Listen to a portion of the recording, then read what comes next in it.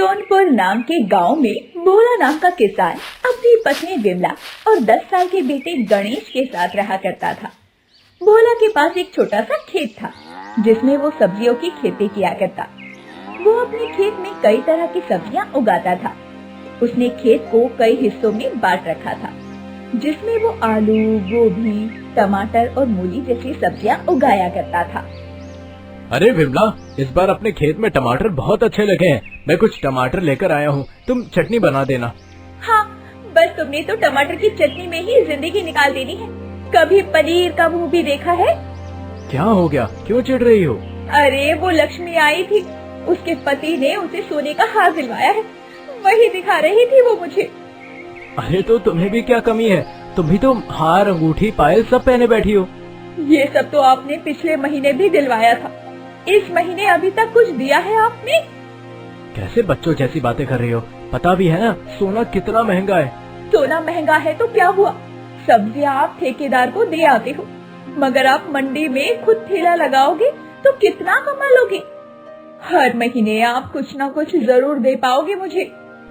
दिमाग खराब हो गया है तुम्हारा। अच्छा सुनो, अब मैं जा रहा हूँ ठेकेदार के पास, शाम तक सब्जियाँ बेचकर आ जाऊंगा। ठीक है, जाओ। और हाँ, तुम चटनी जरूर बनाकर रखना। ठीक है, बना दूंगी। भोला अपनी सब्जियां बोरे में भरकर ठेकेदार के पास आ गया और उसे अपनी सब्जियां दिखाने लगा। अरे वाह भोला, तुम्हारी सब्जियां वाकई में लाजवाब होती हैं। मंडी में तुम्हारी सब्जियों की मांग भी अच्छी है। वो तो सब मेहनत और भगवान का आशीर्वाद है।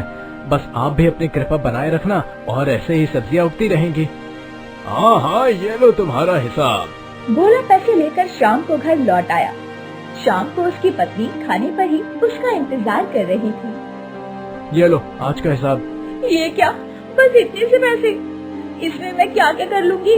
घर के राशन से लेकर और भी खर्चे होते हैं। अरे तो क्यों चिंता कर रही हो, कुछ दिनों में फिर सब्जियां आ जाएंगी खेतों में। आपसे तो बात करना ही बेकार है। मैं क्या कहती हूँ, क्यों ना हम अपनी सब्जियां ठेकेदार को ना देकर अपने ठेले पर रखकर मंडी में खुद ही बेच आते हैं। इससे हमारे पास पैसे भी ज्यादा आएंगे। अरे विमला, क्या बात कर रही हो? ठेले पर रखकर सब्जी बेचने के लिए बहुत काम करना पड़ता है और समय भी चाहिए। समय तो है ना हमारे पास, मैं तो घर ही रहती हूँ। मैं चली जाऊंगी बेचने, आप खेतों में रहना। क्यों इतनी मेहनत कर रही हो? अभी तो हम सिर्फ ठेकेदार को सब्जियां दे आते हैं और हमारा काम हो जाता है। और तो और अभी तो हमारे पास जितना पैसा आ रहा है काफी है। तुम ये सोने के गहने पहने रहती हो, ये सब सब्जियों के व्यापार से ही है। ये गहने काफी नहीं है। सोचो, हमारे पास ज्यादा पैसा होगा तो हम आराम से बड़ा घर ले सकते हैं, सुविधाएं भी ज्यादा होगी हमारे पास। क्यों तुम इतना सोच रही हो? आप तो हर बात पर मुझे ही ज्ञान देने लग जाते हैं। अगर आपके पास समय नहीं है तो मैं ही ठेला लगा लूंगी, आप बस मेरे लिए एक ठेला तैयार करके दे दो। अरे तुम भी बहुत जिद्दी हो। ठीक है, तुम्हारे लिए ठेला तैयार कर दूंगा, चली जाना मंडी में। हाँ, अब देखना आप कैसे मैं आपसे ज्यादा पैसे कमाती हूँ। ठीक है ठीक है। अगले दिन भोला ने विमला के लिए सब्जियों से भरा ठेला तैयार कर दिया और उसे बाहर बुलाया। विमला, ओ विमला, इधर तो आओ। अरे क्यों चिल्ला रहे हो, क्या हुआ है सुबह सुबह? कौन सा पहाड़ टूट पड़ा? तुम नहीं सुधरोगी। ये देखो, ये तुम्हारे लिए ठेला। अब तुम जाओ मंडी और ये सब्जियां बेच कर आओ। अरे वाह, ठीक है, फिर मैं जाती हूँ। आप गणेश का और खेतों का ध्यान रखना। विमला बंठन कर मंडी में सब्जियां बेचने के लिए आ गई। उसने एक तरफ अपना ठेला लगाया और ग्राहकों के आने का इंतजार करने लगी। अरे उसे तो देखो, सब्जी बेचने आई है या गहने, कितनी सच सवर कर आई है। अरे लगता है नई नई है अभी, उसने मंडी की धूप और धूल देखी नहीं, गहनों की चमक फीकी हो जाएगी। अरे कितनी देर हो गई, ये ग्राहक क्यों नहीं आ रहे? अरे लगता है वो दोनों ग्राहक यहीं आ रहे हैं। अरे बहन जी, ये टमाटर कितने के दिए? 70 रुपए किलो। और ये भिंडी? 50 रुपए किलो। पूरी मंडी में टमाटर 50 और भिंडी 40 की है, फिर आपकी सब्जी इतनी महंगी क्यों है? विदेश से लाई हो क्या? पूरी मंडी में मेरी सब्जियों से अच्छी सब्जी नहीं मिलेगी। लेना है तो लो, नहीं तो आगे बढ़ो, बेवजह भीड़ मत लगाओ यहाँ। अरे कैसी बदतमीज औरत है, चलो कहीं और से ले आते हैं सब्जियाँ। इतनी महंगी सब्जियाँ देगी तो कुछ भी नहीं बिकेगा। अरे हमें क्या करना है, हमारा काम तो चल रहा है। दोनों ग्राहक विमला के ठेले से बिना कुछ खरीदे वहाँ से चले गए। विमला के पास कुछ और ग्राहक आए, लेकिन सब्जियों के दाम सुनकर उल्टे पांव लौट गए। ग्राहकों के इंतजार में सुबह से शाम हो गई, लेकिन विमला की सब्जियां नहीं बिक पाई। सब लोग अपना अपना सामान समेटकर घर वापस जाने लगे थे। आज तो एक मिर्ची तक नहीं बिकी मेरी, अब इनको क्या जवाब दूंगी। ये तो मुझ पर हंसेंगे कि बहुत बनकर गई थी और बेचा कुछ नहीं। हाँ, एक काम करती हूँ, बिरजू के यहाँ दे आती हूँ सारी सब्जी, कह दूंगी आज मंडी में कम दाम थे। विमला ने अपना ठेला बिरजू के गोदाम की तरफ मोड़ लिया। बिरजू के पास आ गई। अरे बिरजू भैया, कैसे हो? आओ आओ भाभी, कैसे आना हुआ? अरे ये सब्जियाँ। अरे वो आज मंडी में ज्यादा ग्राहक नहीं आए, तो ये सब्जियाँ बिक नहीं पाई, तो ये आप खरीद लो अब। ठीक है, मैं खरीद तो लूंगा, लेकिन ये सब्जियाँ अब ताजी नहीं रही, इनके दाम कम मिलेंगे आपको। हाँ हाँ ठीक है, आप ये सब्जियाँ ले लो। बिरजू ने विमला की सारी सब्जियाँ कम दामों में खरीद ली और विमला खाली ठेला लेकर अपने घर आ गई। घर आकर भोला ने उससे कहा, अरे वाह, तुमने तो सारी सब्जियाँ बेच दी, कितने पैसे कमाए? ये रहे। ये क्या, ये तो बहुत थोड़े पैसे हैं। आज मंडी में ज्यादा ग्राहक नहीं आए थे, कल फिर जाऊंगी और ज्यादा पैसे लाऊंगी। अच्छा ठीक है। अगले दिन विमला ठेले पर फिर सब्जियां सजाकर मंडी में आ गई और सब्जियां बेचने लगी। जो भी ग्राहक उसके पास आता, वो ज्यादा पैसे कमाने के चक्कर में ऊंचे दाम बताती और ग्राहक दाम सुनकर ही चला जाता। आज का पूरा दिन भी ऐसे ही निकल गया, ना जाने अब क्या होगा। चलो आज फिर चलती हूँ बिरजू भाई के पास। विमला शाम को अपना ठेला लेकर बिरजू के पास आ गई। अरे आज फिर आपकी सब्जियाँ नहीं बिकी? अब क्या कर सकते हैं, आप इन्हें ले लो। अरे ये सब्जियाँ कहाँ जा रही हैं? ये तो खराब और पुरानी सब्जियाँ है, इन्हें तो मैं गौशाला भेज रहा हूँ, खाने लायक ही नहीं है ये सब। अच्छा। विमला ने सब्जियाँ एक बार फिर बिरजू को बेच दी और घर वापस आ गई। घर आकर उसने देखा कि उसका भाई आया हुआ था। विमला का भाई शहर में केमिकल फैक्ट्री में काम किया करता था। अरे भैया, तुम कब आए? कुछ नहीं बहन, वो गांव में थोड़ा सा सामान देना था, इसलिए आया था। फिर सोचा कि तुम्हारे यहाँ भी चक्कर लगा आता हूँ। बहुत अच्छा किया भैया। ये थैली में क्या है? ये ऐसी स्प्रे है कि इसे अगर फल सब्जियों पर डाल दो तो वो नई और ताजी लगने लगती है। अरे वाह, ये तो बहुत अच्छी चीज है। अच्छा चलो, मैं खाना बना देती हूँ तुम्हारे लिए। अरे नहीं नहीं, मुझे देर हो रही है, वो तो तुमसे मिलना था तो आ गया, अब जीजा जी से मिलकर बस निकलता हूँ। विमला का भाई बाहर निकल गया। उसके जाते ही विमला ने उसके थैले से स्प्रे की 4 बोतल निकाल ली और अपने पास रख ली। अच्छा बहन, अब मैं चलता हूँ। हाँ भैया, आते रहना। अगले दिन विमला खाली ठेला लेकर बिरजू के गोदाम के पास पहुँची। उसने ठेले को गोदाम से थोड़ा दूर खड़ा किया और बिरजू के पास आ गई। क्या बात है भाभी, आज मंडी नहीं गई? नहीं, आज मन नहीं हुआ। अच्छा, ये सब्जियाँ क्या गौशाला देने जा रहे हो? हाँ भाभी। लाओ मुझे दे दो, मैं घर जाते समय गौशाला में ये सब्जियाँ दे आऊंगी। अरे नहीं नहीं भाभी, आपसे ये काम कैसे करवा सकता हूँ? अरे तुम भी क्या बात करते हो भाई, मैं अपना ठेला लाती हूँ, उस पर ये सब्जियाँ रख देना। ठीक है, अगर आप इतना ही कह रही हैं तो। बिरजू ने खराब सब्जियाँ विमला को दे दी और विमला वो सब सब्जियाँ गौशाला ना ले जाकर रास्ते में ही रुक गई और उसने स्प्रे निकालकर सब्जियों पर छिड़क दिया। अब देखो मैं कैसे पैसे बनाती हूँ। बाबा विमला, क्या दिमाग चलाया है तूने। विमला ने सब्जियों पर जैसे ही स्प्रे छिड़का, थोड़ी ही देर में सब्जियाँ नई सी चमचमाने लगी। वाह, अब चलती हूँ मंडी। विमला मंडी में आ गई और उसने आवाज लगाना शुरू कर दिया। टमाटर 30 रुपए किलो, भिंडी 20 रुपए किलो, गोभी 15 रुपए किलो।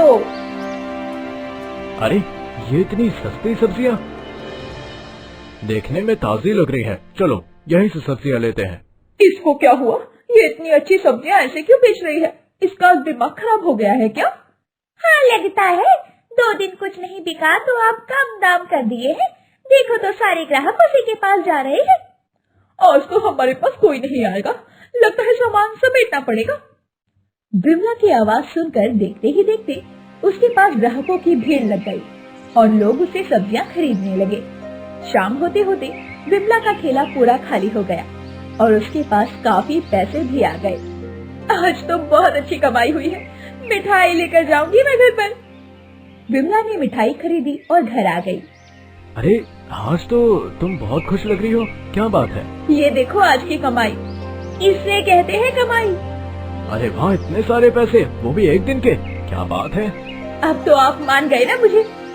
हाँ हाँ विमला, मान गए तुम्हें। अगले दिन विमला ने बिरजू से फिर खराब सब्जियां ले ली। भाभी आप रोज सब्जियाँ यहाँ से ले जाती हैं, ये लीजिए थोड़े से पैसे रखिए। अरे भैया, इसकी क्या जरूरत है? अरे ले लो आप, बहुत मदद करती हो मेरी आप। ठीक है ठीक है। विमला ने पैसे ले लिए और सब्जियां गौशाला ना ले जाकर रास्ते में ही स्प्रे करके बाजार में बेचने लगी। आज तो दुगनी कमाई हो गई। बिरजू ने भी पैसे दे दिए और ग्राहक भी आते ही होंगे। बस अब तो मेरी 10 उंगलियां घी में और सर कढ़ाई में है। कुछ दिन ऐसा ही चलता रहा। फिर एक दिन मंडी में सेठ जगतराज के कुछ नौकर आए। अरे बहन जी, ये सब्जियाँ कितने की दोगी? आपको कितनी सब्जियाँ चाहिए? सेठ जगतराज के यहाँ पर उनके बेटे का जन्मदिन है, सबके लिए भंडारा होगा, सब्जियाँ चाहिए, अच्छे दाम लगाना। अरे हाँ हाँ, क्यों नहीं, ठीक है, ले जाओ ये सब्जियाँ। बिमला ने सब्जियाँ उन नौकरों को बेच दी और घर आ गई। घर आकर उसने देखा कि उसका बेटा गणेश खुशी से उछल रहा था। अरे क्या हुआ गणेश बेटा, इतना खुश क्यों हो? माँ, मेरे दोस्त का जन्मदिन है आज, हम सब चलेंगे ना? हाँ हाँ, जरूर चलेंगे। शाम को बिमला अपने परिवार के साथ सेठ जगतराज के बेटे के जन्मदिन की दावत में पहुंची। वाह माँ, कितना स्वादिष्ट खाना बना है ना? हाँ बेटा। खाना खाकर रात होने पर बिमला वापस लौटने लगी। रास्ते में अचानक गणेश की तबीयत खराब हो गई और उसे उल्टियाँ आने लगी। अरे गणेश को क्या हो रहा है? लगता है खाने में कुछ गड़बड़ थी। इसे अभी अस्पताल ले जाना होगा, चलो जल्दी। भोला और बिमला गणेश को अस्पताल ले गए और डॉक्टर ने गणेश का इलाज शुरू कर दिया। डॉक्टर साहब, गणेश को क्या हुआ है? इसे फूड पॉइजनिंग हुआ है, इसने खराब खाना खाया है। खराब खाना? हो सकता है इसने जो खाना खाया है उसमें जिन सब्जियों का इस्तेमाल हुआ था वो केमिकल वाली हो। डॉक्टर साहब, कब तक ठीक हो जाएगा ये मेरा बच्चा? चिंता मत करो, 2 दिन यहाँ पर रहेगा, ठीक हो जाएगा। तुम क्या सोच रही हो विमला? ये सब मेरी वजह से हुआ है, मेरे लालच की वजह से हुआ है। क्या बोल रही हो तुम? सही कह रही हूँ। जगतराज के यहाँ जो सब्जियाँ गई थी वो मैंने ही बेची थी। पर तुम तो अच्छी सब्जियाँ बेचती हो। नहीं, मैंने बिरजू से खराब सब्जियाँ लेकर उन पर स्प्रे डालकर उन्हें बेचा था। ये सब मेरी वजह से हुआ है। तुम लालच में इतनी अंधी हो गई कि तुमने लोगों की जान तक का ख्याल नहीं रखा। आज हमारे बच्चे के साथ ऐसा हुआ है, कल को किसी और के बच्चे के साथ भी हो सकता है, तब तुम क्या करोगी, क्या जवाब दोगी तुम? तभी अस्पताल में कुछ और लोग भी अपने बच्चों को लेकर पहुंच चुके थे। हाय, मेरे बच्चे को क्या हुआ? अच्छा भला खाना खाने गया था, जब से लौटा है तब से उल्टियाँ कर रहा है और तबीयत खराब है इसकी। मुझे पता नहीं था कि जगतराज के यहाँ इतना खराब खाना मिलेगा। मेरी लड़की की भी तबीयत बिगड़ गई है। मुझे माफ कर दो, आज के बाद मैं ऐसा कुछ नहीं करूँगी। मुझसे बहुत बड़ी गलती हो गई। अब पछताने से क्या होगा? तुम देख ही रही हो सामने क्या हो रहा है, ये सब तुम्हारे लालच की वजह से हुआ है। विमला पछतावे की वजह से फूट फूट कर रोने लगी और फिर उसने कभी भी लालच ना करने की कसम खाई। बहुत समय पहले की बात है। मनकापुर नामक एक गांव था। गांव के लोग बड़े ही सीधे साधे थे। उनका मुख्य व्यवसाय खेती करना था, परंतु जमीन पथरीली होने की वजह से तो कभी बारिश न होने की वजह से उन लोगों की फसल खराब हो जाया करती थी। मजबूरी में उन्हें जमींदार से कर्ज लेना पड़ता था। एक दिन की बात है। जमींदार जी, आप तो जानते हैं कि पिछले कई दिनों से बारिश नहीं हुई है और पथरीली जमीन होने की वजह से अगर बारिश ना हो तो सारी फसल खराब ही हो जाती है। इस बार भी मेरी सारी फसल खराब हो गई है। हमें समस्या का कोई ना कोई हल निकालना ही होगा। हाँ, तो इसमें मैं क्या कर सकता हूँ? क्यों नहीं अन्नदाता, आप ही कुछ कर सकते हैं। कृपया करके मुझे कुछ पैसे उधार दे दीजिए ताकि मैं बीज और खाद खरीद कर फिर से अपनी फसल लगा सकूं। अगर आप इतना उपकार कर देंगे तो मेरी बहुत मदद हो जाएगी और मेरा परिवार आपको दुआएं देगा। वो सब तो ठीक है, लेकिन मैं भी भला कितने किसानों को उधार दूं? मैं तो एक ही शर्त पर पैसे दे सकता हूँ। अगर तू मेरे पास अपना खेत गिरवी रख दे तो।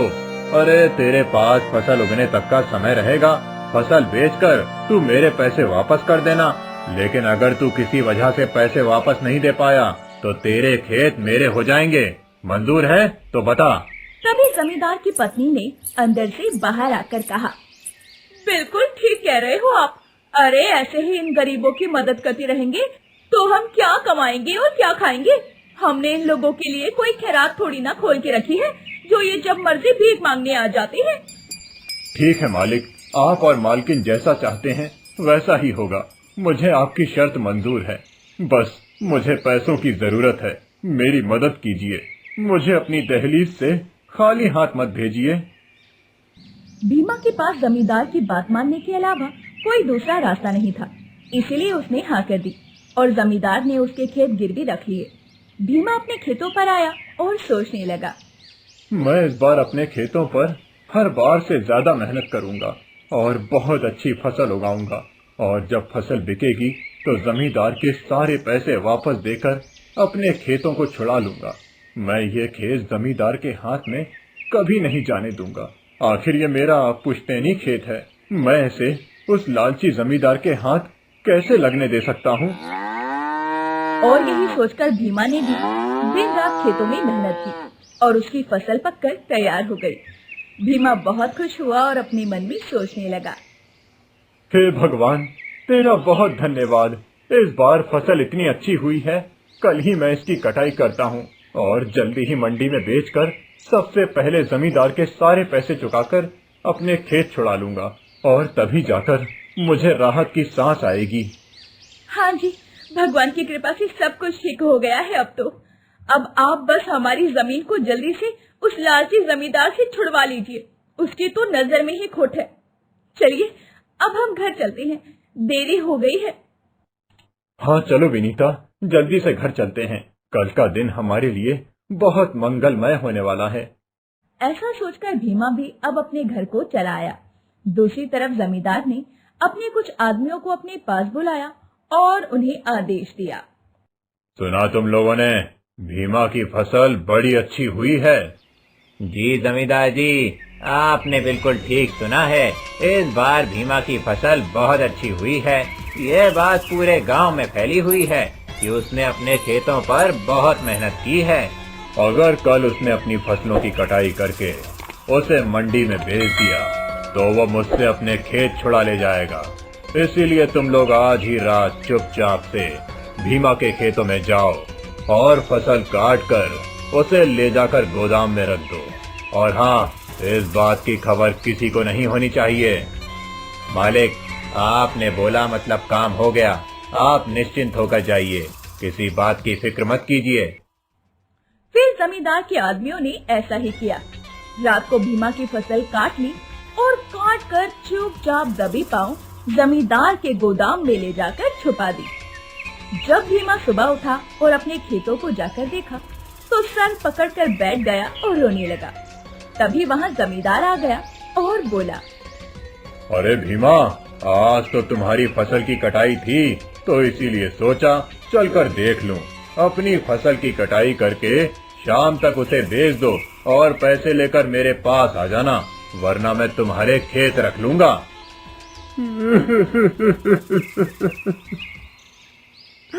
क्या बताऊं जमींदार जी, आप देखिए तो सही, मेरी फसल कल तक तो इसी खेत में खड़ी हुई थी। रातों रात न जाने किन लोगों ने मेरी फसल काट ली। अब भला मैं आपका कर्जा कैसे चुकाऊंगा? आप मुझे थोड़ा और समय दे दीजिए। देख भीमा, ये सब मैं कुछ नहीं जानता। जो बात तय हुई थी बस वही हुई थी। अगर आज शाम तक तूने मेरे पैसे नहीं दिए तो याद रखना, मैं तेरे खेत रख लूंगा और उसे वापस नहीं करूंगा। तू जानता है कि जितना पक्का मैं पैसे देने में हूँ उतना ही पक्का मैं अपना हक लेने में भी हूँ। इसीलिए शाम तक या तो मेरे पैसे दे दे या फिर अपने खेतों को भूल जा। जमींदार ने ऐसे दिखावा किया जैसे वो कुछ जानता ही नहीं है और भीमा को धुतकार कर वहाँ से चला गया। बेचारा भीमा वहीं बैठकर रोता रहा। फिर अपने खेतों के पास वाले कुएं में कूदकर उसने अपने प्राण त्याग दिए। दूसरे दिन जब गांव वालों को भीमा का शव मिला तो सभी गांव वाले सारी बातें समझ गए और एक गांव वाला बोला, हे भगवान, हमारे गांव पर ये जुल्म कब तक होता रहेगा? कब तक हम जमींदार की गुलामी करते रहेंगे? इस गुलामी से हमें कब मुक्ति मिलेगी भगवान?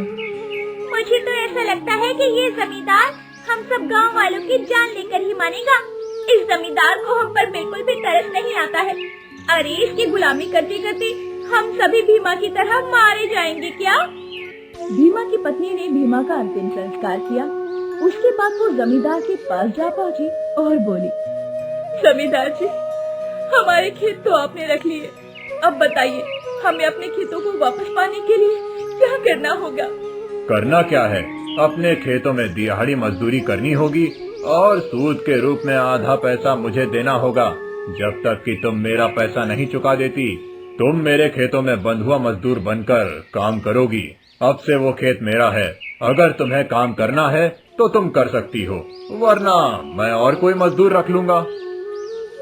बिरिता के पास भी अब कोई और दूसरा रास्ता न था, इसलिए वो जमींदार की बात पर तैयार हो गई और अपने मन में भगवान से मन ही मन प्रार्थना करने लगी, हे भगवान, अब तो कोई मसीहा भेज दे जो हमें जमींदार की इस गुलामी से आजाद करवा सके।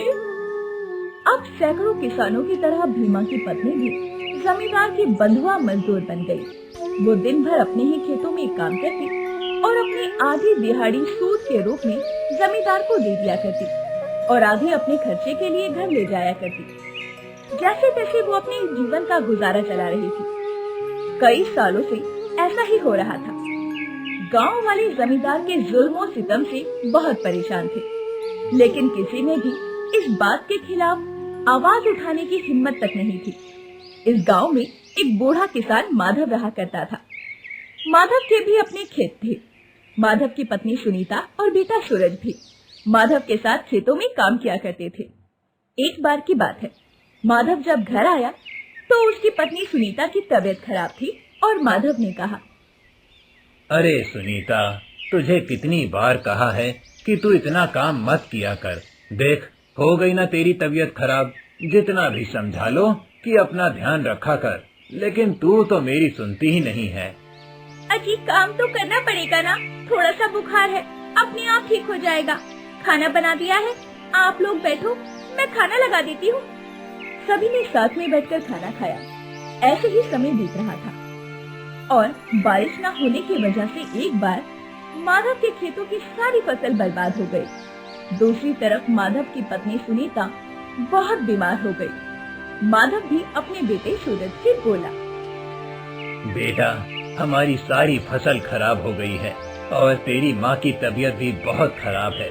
मेरे पास ना तो सुनीता के इलाज कराने के लिए पैसे हैं और ना तो दोबारा खेतों में फसल लगाने के लिए। इसीलिए मैं सोच रहा था कि जमींदार जी के पास जाता हूँ और थोड़ा पैसा उधार मांग कर ले आता हूँ। पिताजी, आप कैसी बातें कर रहे हैं? आप तो जानते हैं कि जमींदार कितना दुष्ट है। उसने इसी तरह तो गांव के सभी लोगों की जमीन गिरवी रखी हुई है। वो हमें भी अपने जाल में फंसा लेगा। नहीं नहीं पिताजी, हम उससे कर्ज किसी कीमत पर नहीं लेंगे। मैं देखता हूँ, शायद मुझे थोड़ा बहुत उधार मिल जाए। ठीक है बेटा, जैसा तू ठीक समझे। अगर तुझे यही ठीक लगता है तो ठीक है। इसके बाद सूरज कई जगह से उधार मांगता है, लेकिन उसे किसी के पास से भी पैसे उधारी पर नहीं मिलते। दूसरी तरफ सुनीता की तबीयत और ज्यादा बिगड़ती जा रही थी। ये सब देखकर माधव सूरज से कहता है, बेटा, मुझे लगता है कि हमें जमींदार जी से थोड़ा बहुत उधार ले ही लेना चाहिए। इसके अलावा हमारे पास कोई रास्ता भी तो नहीं है। जमींदार जी हमें जरूर उधार दे देंगे।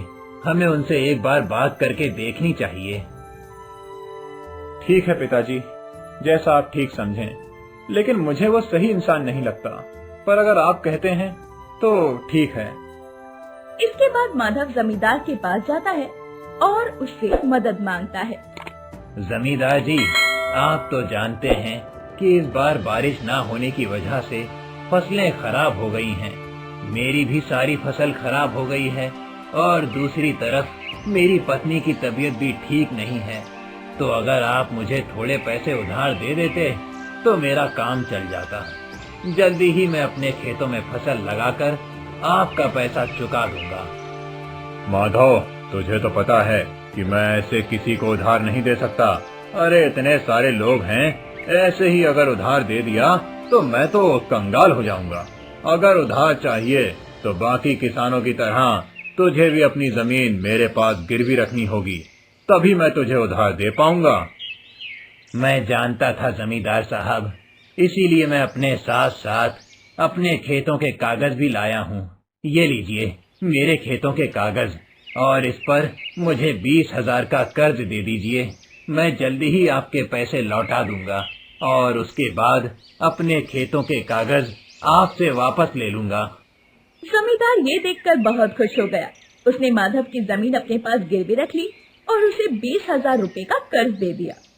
माधव वो पैसे लेकर घर आया और अपनी पत्नी से बोला, सुनीता देख, मैं जमींदार से कर्जा लेकर आया हूँ। चल मैं तेरा इलाज करवा देता हूँ और साथ ही मैं खेतों में फसल भी लगा लेता हूँ। जब फसल पककर तैयार हो जाएगी तो उसे बेचकर जमींदार से अपने कागज वापस ले लूंगा।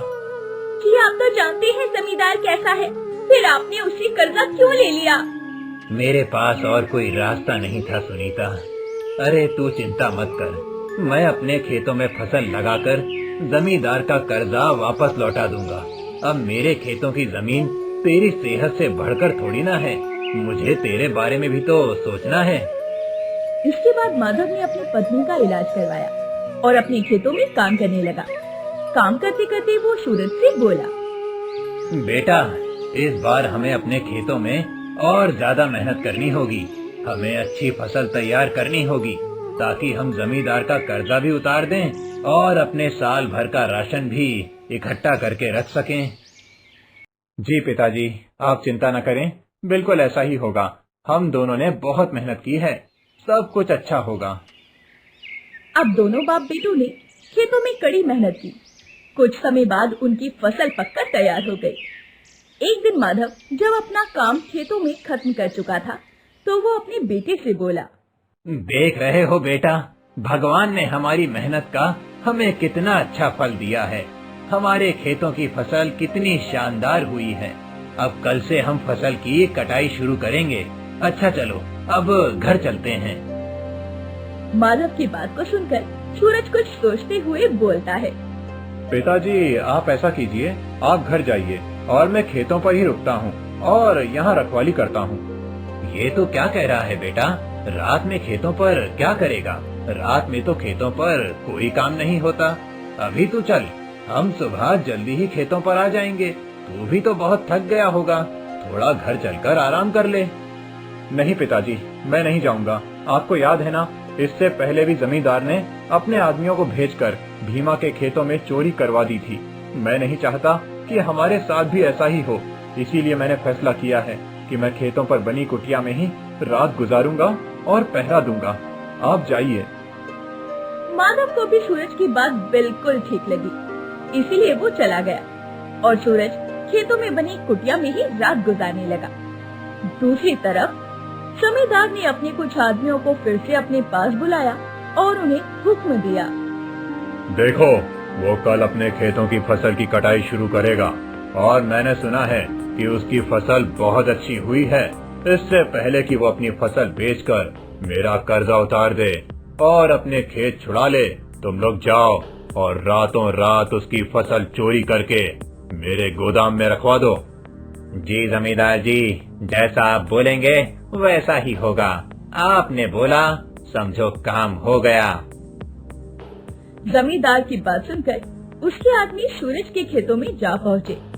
जैसे ही उन्होंने फसलों को काटना शुरू किया, सूरज को होश आ गया और वो एक डंडा लेकर आया और उन पर हमला कर दिया। उन लोगों ने भी सूरज पर हमला बोल दिया। सूरज ने आखिरकार डंडे से मारकर जमींदार के आदमियों को भगा दिया। वो लोग जमींदार के पास पहुँचे और बोले, जमींदार साहब, ये सूरज तो बड़ा ही चालाक निकला। वो अपने खेतों पर पहरा दे रहा है और हमारी उससे हाथापाई हो गई। हमें वहाँ से भागना पड़ा। तो तुम लोगों ने उसके हाथ पैर क्यों नहीं तोड़ दिए? तुम इतने सारे लोग मिलकर उसका कुछ नहीं बिगाड़ सके? कोशिश तो की थी हमने जमींदार साहब, लेकिन सूरज बड़ा ही ताकतवर है। उल्टा उसने हमें ही मारकर वहाँ से भगा दिया। अब जमींदार आग बबूला हो गया और अपने आप से बोला, लगता है सीधी उंगली से घी नहीं निकलेगा, मुझे उंगली टेढ़ी करनी पड़ेगी। ये खेत तो मैं छीन कर ही दम लूंगा। दूसरे दिन सूरज अपनी फसलों को काट रहा था। तभी जमींदार अपने कुछ आदमियों के साथ सूरज के खेतों पर पहुंचा और बोला, लाओ सूरज, मुझे मेरा कर्जा वापस कर दो। तुम्हें दिया हुआ समय पूरा हो गया है। जमींदार जी, आप बिल्कुल चिंता न करें, मेरी फसल बहुत अच्छी हुई है। आप कुछ दिनों रुक जाइए, मैं आपको आपके सारे पैसे सूद समेत लौटा दूंगा।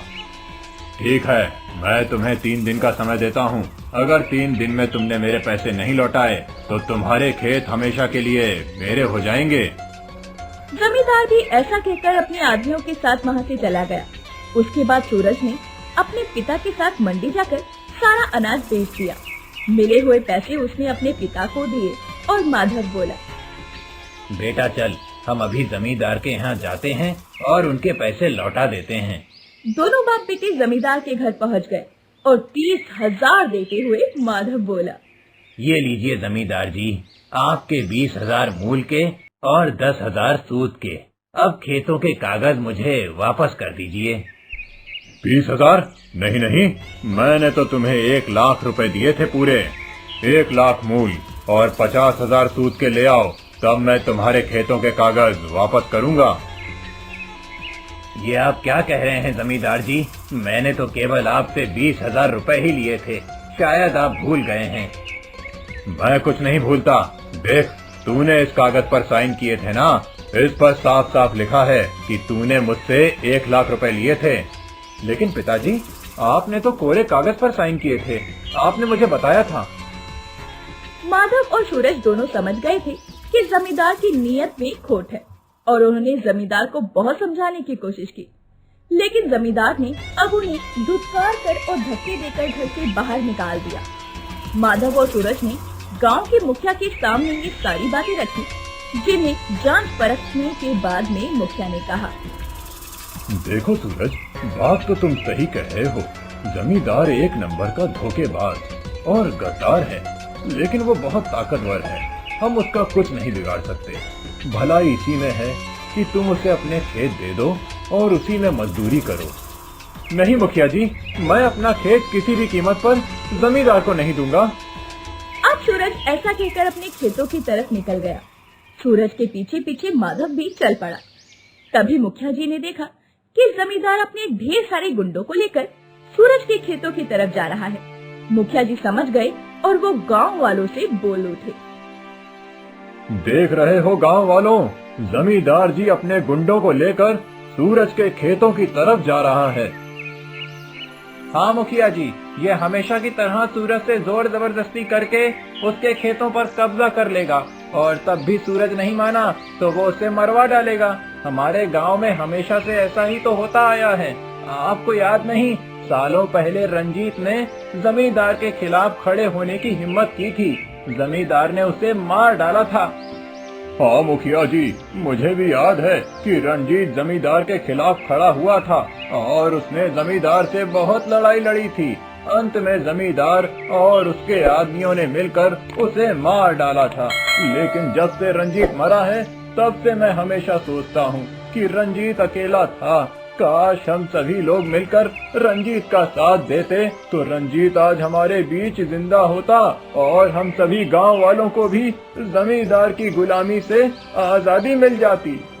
भोला सही कहता है, हम जमींदार से ना लड़कर आखिर गुलामी की जिंदगी ही जी रहे हैं। ना हम पेट भरकर खा पा रहे हैं, ना बच्चों को रोटी मिल पा रही है और अपने ही खेतों में हमें गुलामी करनी पड़ रही है। इससे तो बेहतर यही है कि हम भी सूरज के साथ मिलकर जमींदार का सामना करें और आर पार की लड़ाई लड़ें। तो ठीक है, फिर चलो हम सब चलते हैं और सूरज के साथ मिलकर जमींदार के खिलाफ खड़े होते हैं। और इसी तरह सभी गांव वाले सूरज के खेतों की तरफ निकल पड़े। दूसरी तरफ जमींदार अपने गुंडों के साथ सूरज के खेतों पर पहुंच गया और जाकर बोला, सूरज, अपना भला चाहते हो तो अपने खेतों को मुझे दे दो, वरना आज मैं तुम्हें जिंदा नहीं छोड़ूंगा। आखिर आप गुंडागर्दी पर उतरी आए जमींदार जी, लेकिन आप भी कान खोलकर सुन लीजिए, मेरे जीते जी तो मैं अपने खेतों को आपके हवाले नहीं करूंगा। अच्छा, तो ऐसी बात है, तू भी सुन ले, आज तुझे पता चलेगा कि जमींदार के खिलाफ खड़े होने का अंजाम क्या होता है। इतना कहकर जमींदार ने अपने आदमियों को इशारा किया। सभी आदमी सूरज के ऊपर बरस पड़े।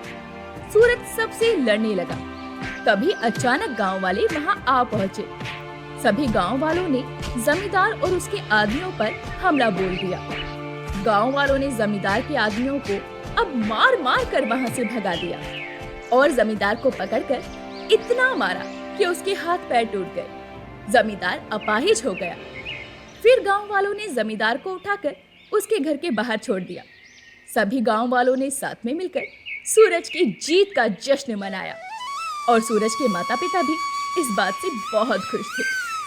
तब सूरज गांव वालों से बोला, गांव वालों, मैं सोच रहा था कि हमें थोड़े पैसों की जरूरत के लिए जमींदार के आगे हाथ फैलाने पड़ते हैं और वो उसका गलत फायदा उठाता है।